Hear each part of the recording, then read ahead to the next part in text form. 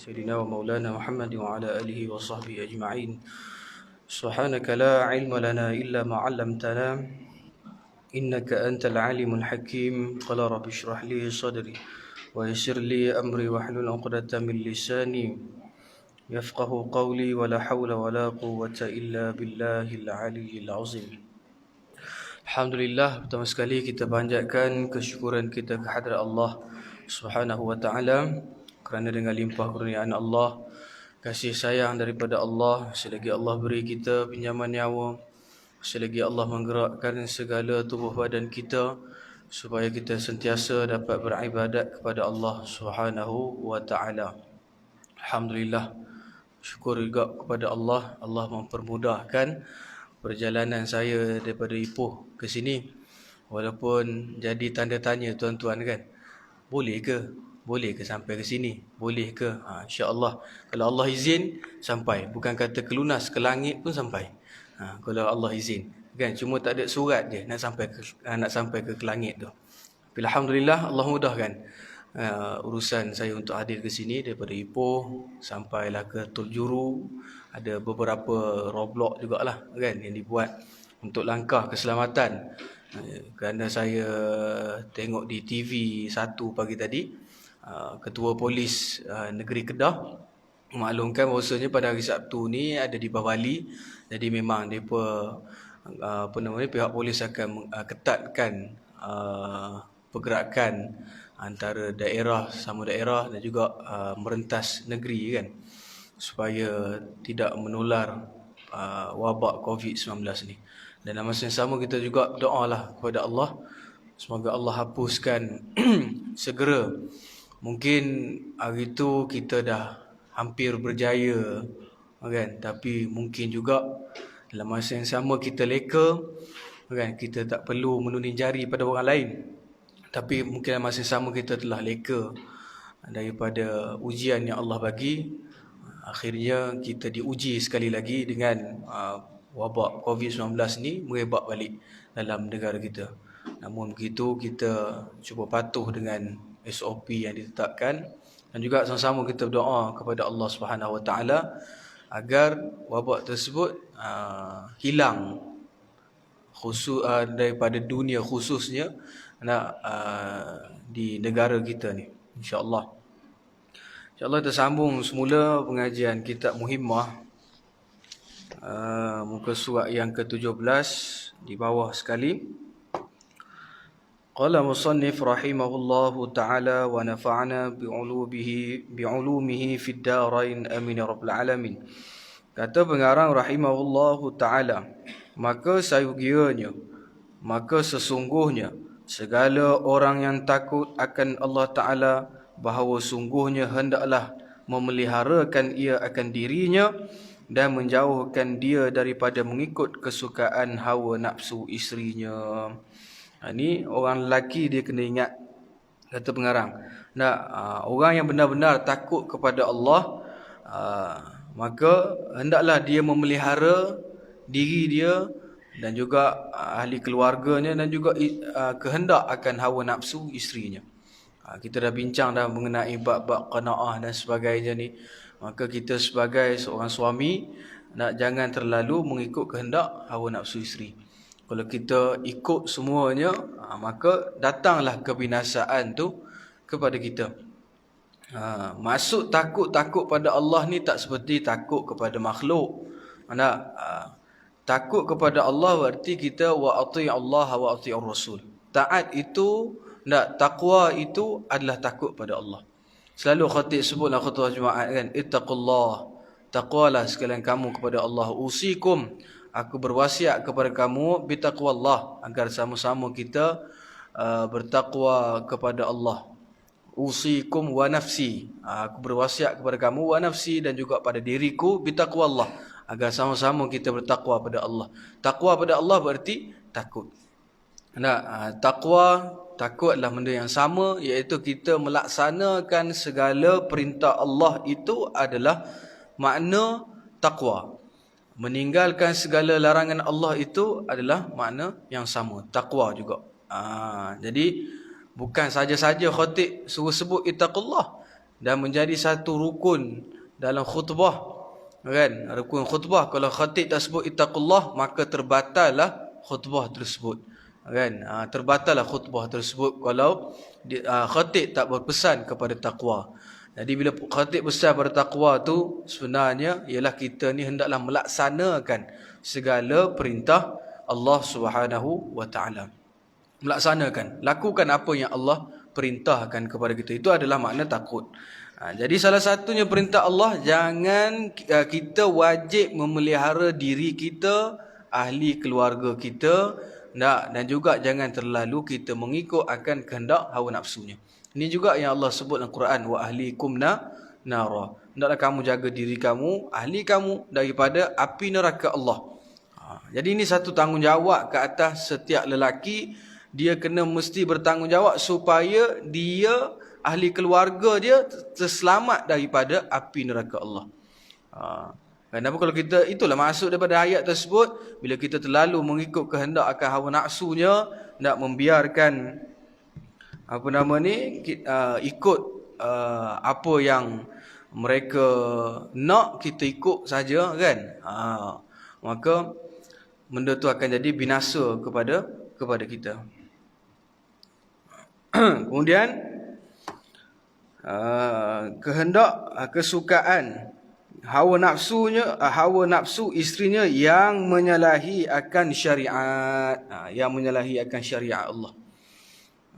Tengok apa yang dia minta. Kalau dia minta benda-benda yang menyalahi akan syariat Allah, seperti minta tudung satu benda yang baik, tapi sekarang ni macam-macam jenis tudung ada lah. Ada tudung yang menepati syariat, ada tudung yang tidak menepati syariat. Kalau kita belikan tudung yang tidak menepati syariat, syariat Allah, maka kita ni dah mengikut kehendak hawa nafsunya. Orang zaman sekarang ni dia bukan boleh tengok artis. Dia tengok artis pakai tudung, comelnya artis ni pakai tudung. Pasal artis tu, orang tu memang comel dah. Dia nak samakan artis yang comel dengan diri dia, tak kena. Comelnya bang, saya tengok artis ni bang, lawanya. Dia tak boleh samakan artis yang comel tu dengan diri dia. Sedarlah diri sikit. Ni tak sedar diri dia, nak samakan artis yang comel tu dengan diri dia. Lepas tu artis tu pula, saya jual tudung, marilah beli. Tudung yang boleh nampak rambut, tudung yang boleh nampak tekak, nampak leher. Jadi kita tengok ke artis sebab terpengaruh dengan golongan yang macam ni, masalah kok. Kan? Jadi masalah terpengaruh dengan golongan-golongan artis tu, sebab artis ni dia kena ingat setiap perkara yang dia buat, orang ikut, yang menyalahi akan syariat, dia kena tanggung ke akhirat esok. Apa benda yang dia buat menyalahi syariat, maka dia kena tanggung juga di akhirat esok. Pasal turut sangat, sedangkan kita kalau nak jadikan seseorang tu sebagai idola kita, nak jadi sebagai ikutan kita, cari orang yang mendekatkan kita dengan Allah, bukan mencari orang yang jauhkan kita dengan Allah. Kadang ikut artis sangat, bukan kata ikut orang artis Islam, artis apakah artis kafir pun ikut. Man tasyabaha biqaumin fahuwa minhum. Siapa yang mengikut sesuatu kaum, nescaya dia tergolong dengan kaum tersebut. Ikut telunjuk. Nampak artis ni pakai smart gitu-gitu, dia buat tak? Terutamanya yang saya tengok anak muda zaman sekarang ni, daripada segi rambut. Dia tengok rambut idola dia tu, dia buat line di tepi ni.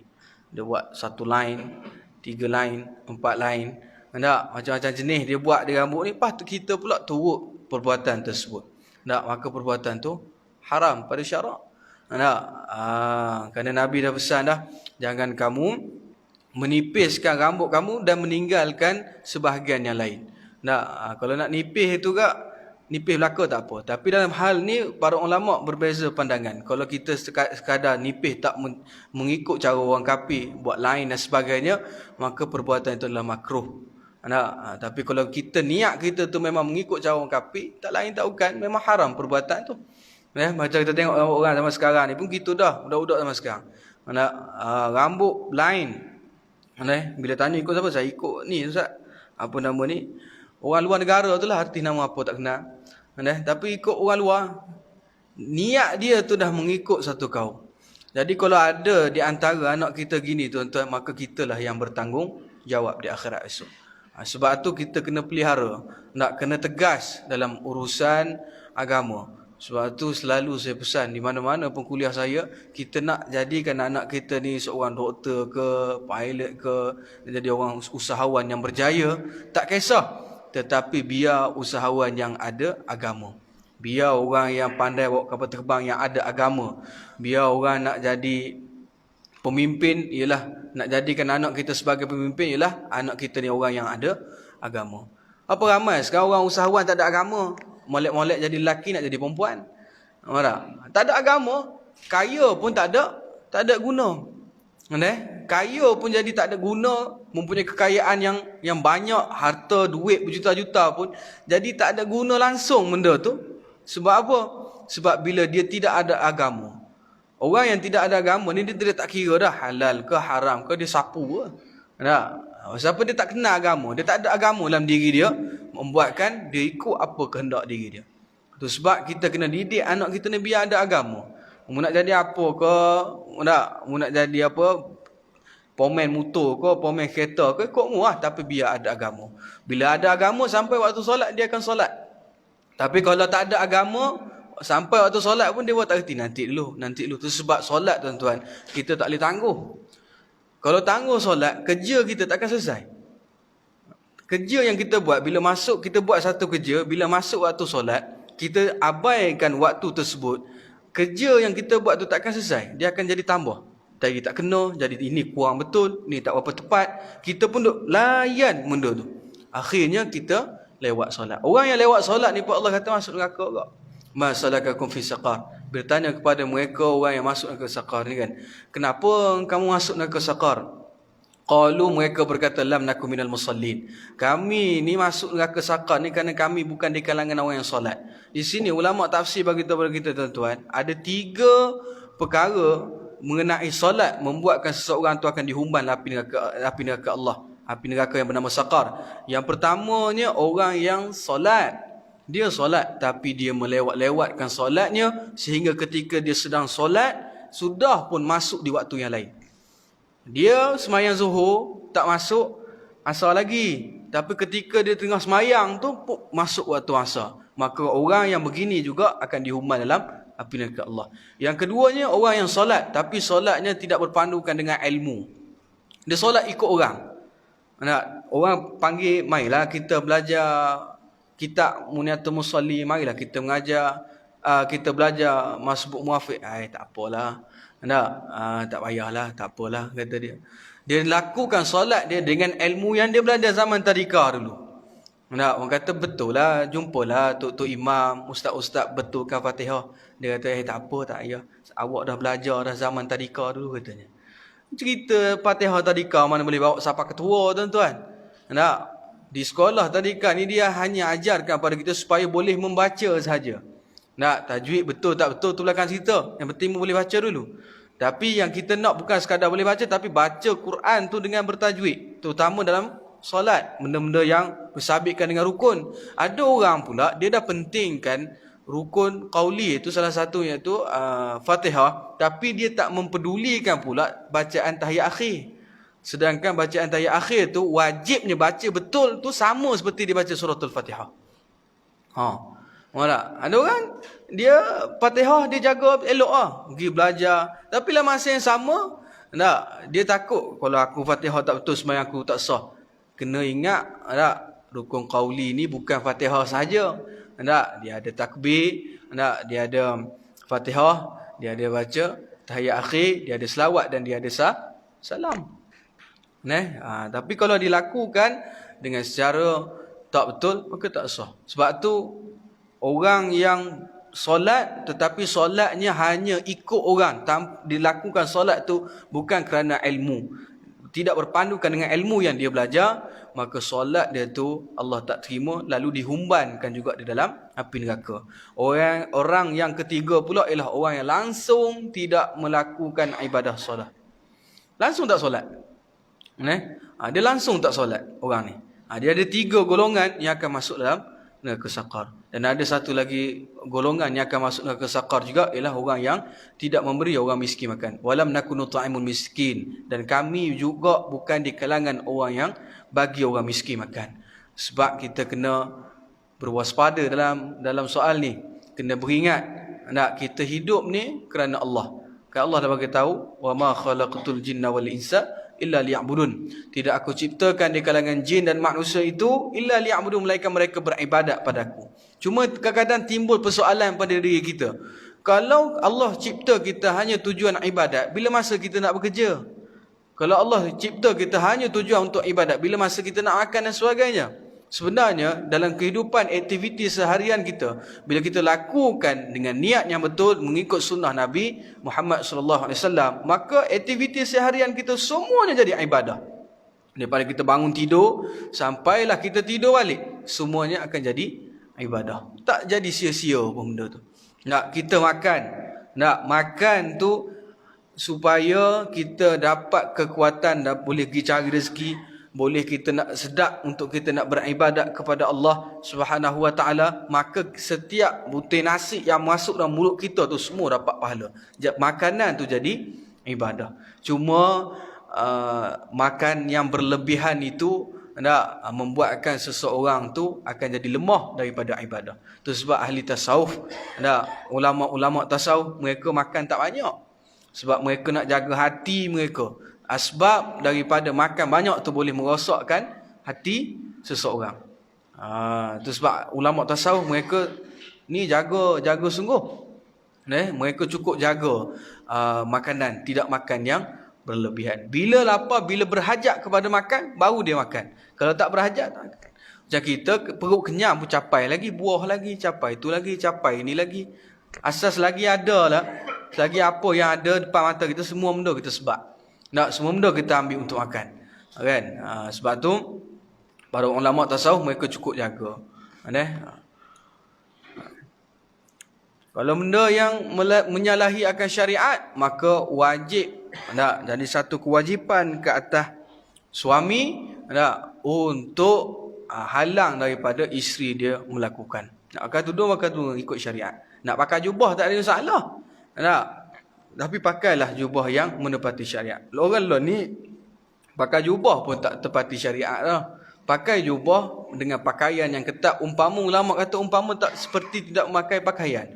Baik lelaki ataupun perempuan. Tuan-tuan biasa tengok orang kayu bersikal. Zaman sekarang ni kan viral orang kayu bersikal kan. Wasikal harga mahal lah. Kayu pagi, petang, siang, malam, ronda sana, ronda sini. Dalam keadaan pakaian dia, walaupun dia lelaki, pakaian dia ketat, menampakkan tubuh badan dan aurat dia yang patut ditutup, maka sama juga hukumnya seperti dia tidak memakai pakaian. Jangan kata orang lelaki dia pakai pakaian tu tutup bawah lutut, terlepas dah. Dia walaupun memang wajib pusat dan lutut, tetapi kalaulah pakaian tersebut ketat, di antara pusat dengan lutut tu ketat sehingga boleh menampakkan bentuk tubuh tersebut, maka sama juga hukumnya haram seperti mana wanita yang memakai pakaian ketat. Kita tengok orang kayu sekal kan. Bukan tak bagi kayu lah. Kau mula nak kayu pergi satu dunia pun kau mau pergi pasar. Tapi tak usah ikut cara orang kafir, pakailah pakaian kita sendiri. Tak mati pun kalau dia mau pakai seluar tracksuit elok-elok. Tak mati pun kalau kita pakai baju pakoda. Tak mati pun. Kenapa nak juga pakai pakaian yang menyalahi akan syariat? Kadang bila seseorang tu dia mempunyai kekayaan, maka dia mula nak ikut trend terkini kerana dia mampu untuk membeli. Mampu untuk beli itu tak ada masalah. Tapi apa yang dibeli itu adakah menepati syariat atau tidak? Sebab apa? Setiap nikmat yang Allah bagi pada kita, semua Allah akan tanya. Takkan satu pun terlepas. Sebelum Allah tanya mengenai harta benda kita, Allah akan tanya dulu nikmat tubuh badan yang Allah bagi pada kita. 7 anggota yang wajib kita pelihara tu, dan sebut dalam kitab Penawar Bagi Hati tu, semua tu Allah akan tanya balik. Tak akan terlepas. Itu Allah akan tanya dulu. Lepas pada tu baru tanya pula harta benda aku bagi mbok gimana. Beli pakaian yang ketat, ya Allah, macam mana aku mampu untuk beli pakaian yang ketat, tapi pakaian tersebut menyalahi akan syariat. Maka kena juga akan dihumban juga dalam api neraka Allah. Sebab tu sangat bahayalah bagi orang yang tak memelihara diri dia daripada perkara yang menyalahi akan syariat. Kerana tiada seorang yang mengikut seperti yang tersebut itu melainkan diturunkan Allah Subhanahu wa taala bala atasnya seperti yang tersebut dalam hadis Nabi sallallahu alaihi wasallam. Bila kita lakukan perbuatan yang menyalahi syariat, kan? Maka kata pengarang, tak lain tak bukan Allah akan turunkan bala ke atas orang yang tidak menepati syariat perbuatan seharian dia. Yang tersebut dalam hadis Nabi sallallahu alaihi wasallam. Nabi ada sebut, kan? Nabi ada sebut bahawasanya orang yang tidak menepati syariat ni Allah akan turunkan bala. Allah akan turunkan bala kepada orang yang tidak menepati syariat dalam kehidupan dia. Kita hidup ni kerana syariat Allah. Kita ada agama, kita ada syariat. Wajib kita pegang. Sampai bila kita kena pegang? Sampai kita mati ya. Daripada mula kita balik sampailah kita mati, masa tu je wajib kita pegang. Lepas tu dah mati, terputus dah semua, tak ada dah amalan yang kita nak bawa, nak buat, semua tak ada dah. Masa itu sahaja, masa kita hidup sahaja. Jadi hadis Nabi sallallahu alaihi wasallam, "Idza fa'alat ummati 15 khaslatan halla bihal bala." Kali lagi saya ulang, "Idza fa'alat ummati 15 khaslatan halla bihal bala." Artinya hadis Nabi tadi, hadis Nabi sallallahu alaihi wasallam, apabila berbuat oleh umatku akan yang 15 perkara. Nabi kata bila ada umat aku buat 15 perkara ni, nescaya turunlah atas segala mereka itu bala. Bila ada yang melakukan 5 perkara tersebut, maka Allah akan turunkan bala 15 perkara tu. Nabi kata. Apa dia perkara yang pertama? Salah suatunya apabila adalah rampasan itu diambil dengan kekerasan. Umpama apa ni maksud dia? Umpama pemimpin yang mengambil hak rakyat dengan cara kekerasan. Orang jual burger tepi jalan diangkut. Ujuk lagi tak zaman sekarang? Ujuk tuan-tuan. Ujuk zaman sekarang ni, ujuk orang yang tidak amanah. Bila dia meniaga nasi lemak tepi jalan, diangkut. Semua benda habis nak angkut. Ambil hak rakyat dengan kekerasan, Allah akan turunkan bala. Tapi kalau pemimpin tu reti, dia tak buat benda tu, dia akan bantu rakyat. Kerana kerja pemimpin ni hanya membantu rakyat dia. Bukan kerja pemimpin hanya nak menyenangkan diri dia. 20 tahun menyenangkan diri anak beranak. Berpuluh-puluh tahun memimpin negara hanya nak menyenangkan diri dan ahli dia sahaja. Bukan kerana rakyat. Maka kena ingat Allah akan turunkan bala. Kita kena ingat Allah akan turunkan bala pada pemimpin yang menyusahkan rakyatnya. Ni bukan saya kata ni kitab kata ni. Bila kita meniaga, sepatutnya membantu rakyat. Kena pula zaman sekarang ni tuan-tuan, zaman COVID-19 ni. Zaman wabak COVID-19 ni, ramai yang berada dalam kesusahan. Yang kehilangan kerja dan sebagainya. Mana pemimpin? Mana pemimpin di tempat masing-masing? Tak dengar kerintihan, terutamanya di negeri Selangor. Mu tak dengar rintihan rakyat, air tak ada, apa tak, sampai tak orang lain pula yang terlebih dahulu hantar bantuan daripada orang yang diberi amanah untuk menjaga rakyat. Tak bahaya cakap gini? Tak. Aku duli apa? Duli apa tak? Kita cakap benda betul. Sama kot tuan-tuan, orang yang diberi jawatan, orang nak jadi YB ni bukan senang-senang. Mu ingat tanding YB ni senang, tanggungjawab besar. Bukan orang susah cari pemimpin tuan-tuan. Pemimpin kena pergi cari orang susah, turut orang susah, cari mereka. Mana orang susah, kena pergi cari. Ni tak. Pemimpin duk tidur lena aja. Lepas tu bila orang lain bagi bantuan, tak ikut SOP kata dia. Tak kata kat orang. Pahmu hak ikut SOP, pergi bantu lah dulu. Bukannya suruh orang lain pergi buat. Patut kita yang diberi amanah. Ni bukan YBC ni. Ni YB tempat lain. Kalau YBC ni tak masuk dah sini bulan depan. YB tempat lain lah. Dah sungguh. Berlaku sungguh tuan-tuan. Bukan YB pergi cari orang. Sepatutnya YB ni bila diberikan amanah, dia yang kena cari orang. Okey, tak apa, YB ni kawasan dia luas, satu dun tu luas, Ustaz nak pergi cari parak juga. Diberikan amanah kepada satu kampung. Satu mungkin ketua kampung. Satu mungkin tu ada ketua kampung. Ketua kampung kok duk saja lah karaoke ketua kampung. Ketua kampung duk saja duk karaoke tiap-tiap malam. Kita tak pergi cari orang susah. Mungkin ingat Allah akan turunkan bala. Allah akan heret masuk api neraka. Sebab tu jadi pemimpin bukan senang. Sebab tu Nabi kata la tas'alil imarah. Jangan kamu minta jawatan. Sebab orang yang minta jawatan memang dia tak dapat nak pikul jawatan yang diminta. Kecuali orang yang memberi kepada dia. Orang yang mencalonkan dia boleh. Tapi kalau dia meminta jawatan, maka ketahuilah orang yang meminta jawatan dia tak dapat nak pikul jawatan amanah yang diberikan pada dia. Main-main. Kena tanya dengan Allah Ta'ala esok. Dah lah diri kita sendiri pun takut tak lepas. Lepas tu nak jadi pemimpin. Kita dengan anak isteri kita, betul-betul kita ni semua tu Allah kata ar-rijalu qawwamuna 'alan nisa. Orang lelaki ni adalah pemimpin bagi kaum wanita. Kita ni setiap lelaki jadi pemimpin dah bagi kaum wanita. Kita dah pemimpin pada ahli keluarga kita. Maksud pemimpin ialah Allah akan tanya. Apa yang kita buat Allah akan tanya. Itu baru ahli keluarga tak masuk lagi. Orang yang kita pimpin lagi selain daripada ahli keluarga kita. Kalau kita memegang satu jawatan untuk menjaga hak rakyat dan sebagainya, kalau kita tak lakukan dengan secara telus, maka Allah akan tanya di akhirat. Allah akan tanya. Jangan kita berasa kita akan lepas. Memang sedap makan gaji 5, 6, 7 ribu sebulan. Dapat allowance tu, dapat allowance ni memang sedap. Memang seronok. Tapi seronok hanya di dunia, tapi sengsara di akhirat esok.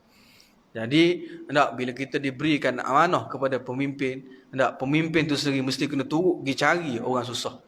Ketua kampung, pergi cari orang susah. Ni kadang ada tempat tuan-tuan ketua kampung sibuk pergi buat majlis karaoke, pertandingan karaoke kampung sekian-sekian. Tak boleh sebut nama kampung lah. Tapi dia buat karaoke di kampung sekian. Sibuk hak tu. Hak lapar ni. Nampak tak? Demo duk kaluk dengan apa nama ni, pertandingan karaoke ni, hak lapar ni. Demo pergi cari tak? Tak pergi cari. Orang zaman sekarang ni tuan-tuan, bila dah viral satu benda tu baru pergi cari. Tu salah. Nampak tak? Itu yang salah. Tu sebab golongan pemimpin, mereka lah yang kena pergi cari orang susah untuk bantu. Mereka tak boleh harapkan orang lain. Tapi bila benda tu, bila orang lain dah bantu, dah jadi orang ramai dah tahu, dah jadi viral perkara tersebut, barulah pemimpin nak turun tayang muka. Baru nak turun tayang muka. Mengingat tidur tu tidur dalam keadaan mengkhianati rakyat. Sayyidina Umar malam dia tak tidur tuan-tuan, pergi cari rakyat susah. Sayyidina Umar. Tu pergi sama pemimpin kita sekarang dengan Sayyidina Umar, tak kenal langsung. Biar cerdik attack nak bercakap, nak sama kau orang Sayyidina Umar. Saat Nabi dihina, siapa pertahankan? Ada pemimpin beria-ria pertahankan. Tak ada. Sebab tu, bila kita diberi amanah yang paling besar ni ahli keluarga kita ni. Lepas tu sibuk nak pemimpin, nak jadi nak memimpin yang lain. Lepas tu khianat pada rakyat. Patutnya membantu. Membantu rakyat. Bukannya menyusahkan rakyat, membantu rakyat supaya mereka jadi hidup mereka senang. Bantu. Tak ada tempat nega bagi tempat nega. Tak ada lesen bagi lesen. Mempermudahkan urusan rakyat. Ni tak, lesen ada tak? Ada, sama. 30 kena berapa ratus kena bayar tahulah. Majlis saman terus. Hak demo buat tu kadang sama orang yang sama seagama. Satu agama, tak kira dah. Tak, saya hanya menjalankan tugas. Orang atas, dengan orang atas, semua Allah akan tanya esok. Jangan ingat terlepas. Banyak tuan-tuan, pergilah mana-mana pun sama tuan-tuan. tak membantu langsung rakyat, tak ada tempat ni, oh tempat ni tak sesuai menjaga ni, kerana mengganggu lalu lintas. Maka tak apalah, berikan mereka tempat yang lain. Ni tak, awak tak boleh niaga sini, esok saya mari lagi, awak meniaga sini, ganggu lalu lintas, saya saman. Patutnya demo pergi bantulah orang tu pergi cari tempat. Bukannya tahu nak kerja nak saman orang lah. Ni kerja tahu nak saman semata. Lepas tu kedai judi tak saman. Kedai judi elok buka macam biasa. Bayo, kena tanggung kat akhirat. Dunia lepas dunia tak ada bagi dia, tak ada orang tahu pun. Siapa tahu? Tak ada siapa tahu pun aku khianat ke tak khianat, orang tak tahu.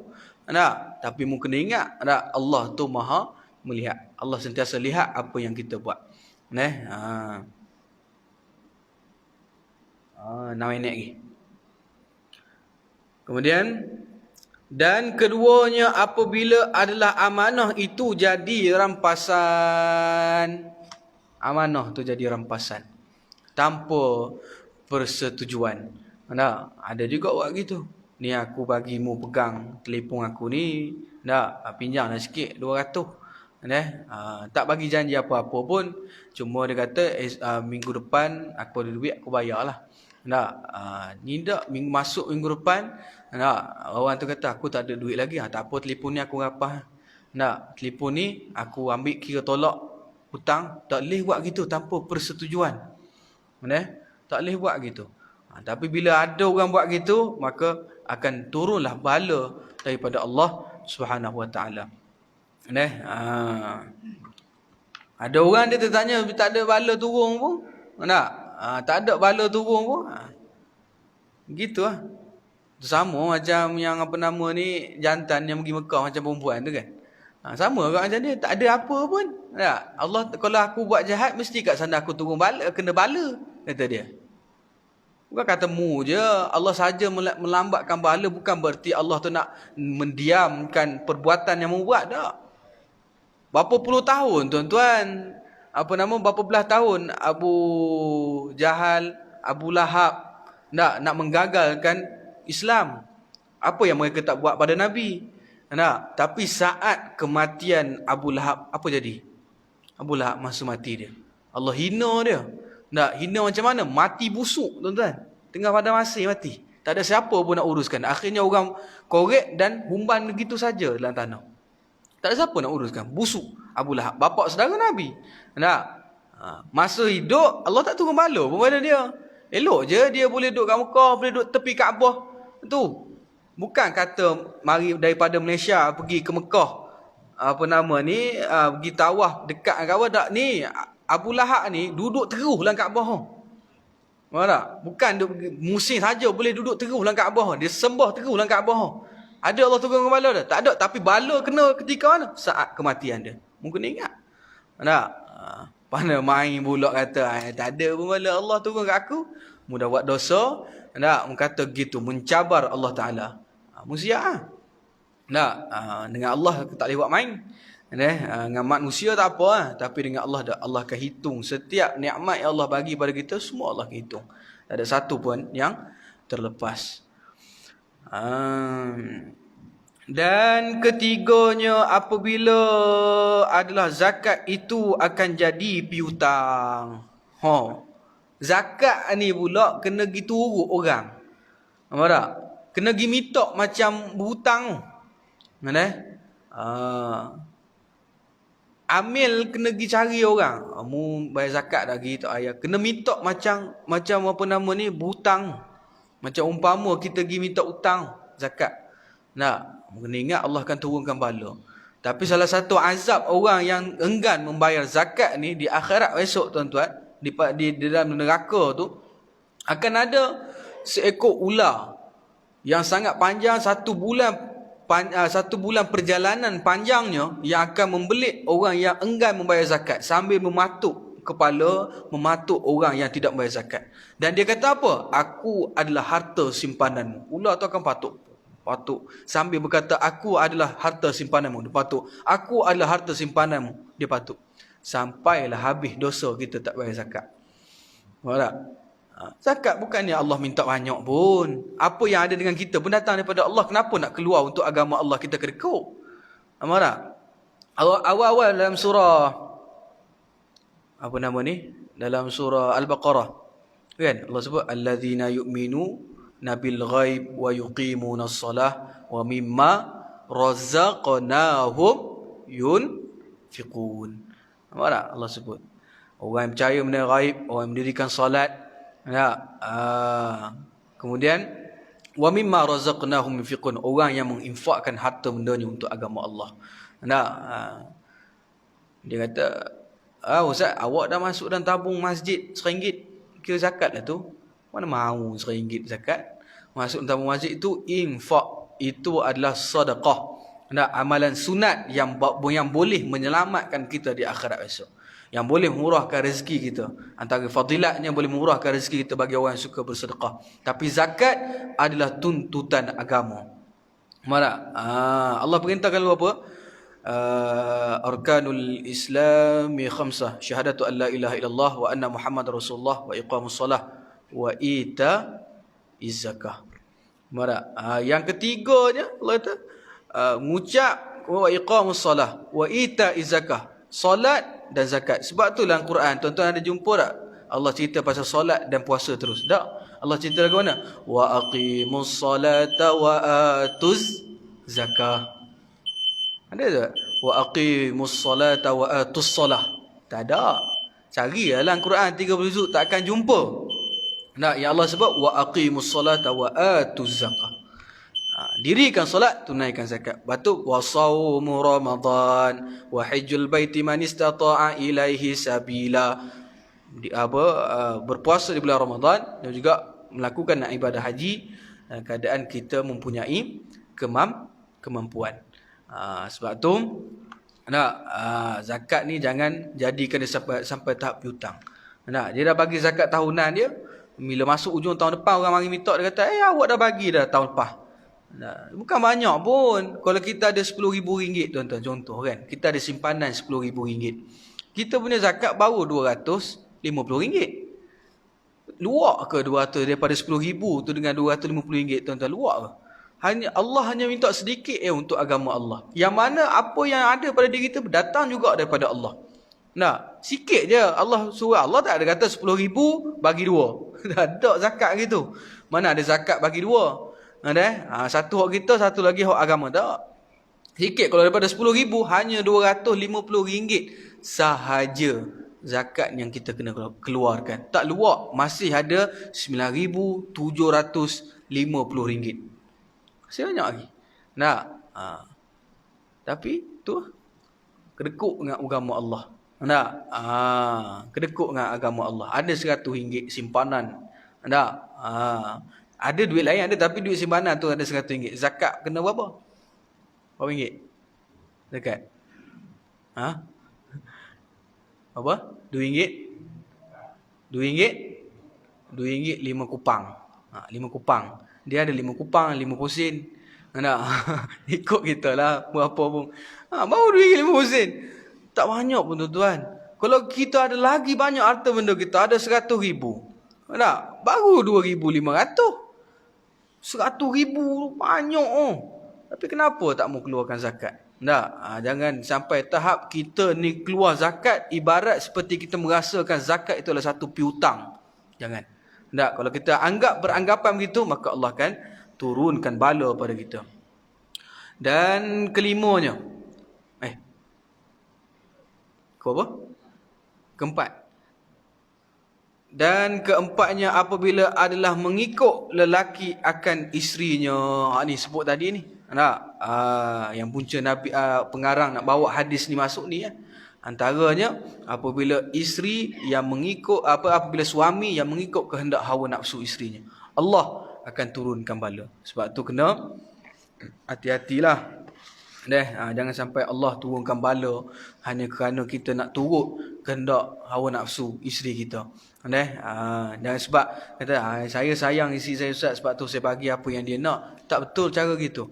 Sayang isteri bukan bererti perkara yang menyalahi syariat pun kita turut tak boleh. Itu bukan sayang, tu makna takut ke bini. Dia sayang dengan takut dia beza. Kata bini kata, bang beli kau ni bang. Nah, kadang kita kalau kita gunakan alasan sayang, dalam keadaan kita tak ada duit pun kita usaha cari duit, tak kira halal ke haram, berikan pada isteri. Itu yang mendatangkan bala daripada Allah Taala.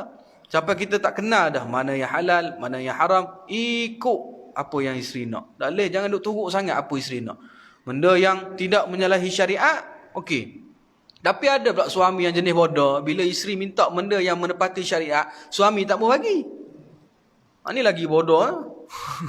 Bodoh ni suami. Isteri kata, bang, saya ni tudung singkat lah bang. Nak beli tudung labuh sikit. Apalah awak ni pakai tudung labuh macam makcik-makcik, kata dia. Nak pakai ni, tak ada masalah. Awak cakap awak tudung jenis apa, tak salah pakai tudung labuh-labuh ni semua macam makcik-makcik, macam ustazah pula tengok awak nanti. La ilaha illallah. Suami gini, isteri lepas tak? Isteri dia lepas. Tapi suami itu kena tanggung di akhirat. Dan isteri itu kalau dia enggan pakai pakaian yang suami bagi yang tidak menepati syariat, maka isteri itu dia tidak derhaka. Isteri tak derhaka. Dan isteri itu pula dia ada hak untuk minta fasakh pada mahkamah. Mahkamah tanya, apa ni mau minta fasakh ni? Saya minta fasakh kerana suami saya suruh saya memakai pakaian tidak menepati syariat. Maka mahkamah akan turut. Maka kita kena berhati-hati dalam kita mengikut kehendak hawa nafsu isteri kita. Dan kelimanya, apabila adalah derhaka, ia akan ibunya. Wallahu a'lam. Kita berhenti kat situ. Dekat yang kelima.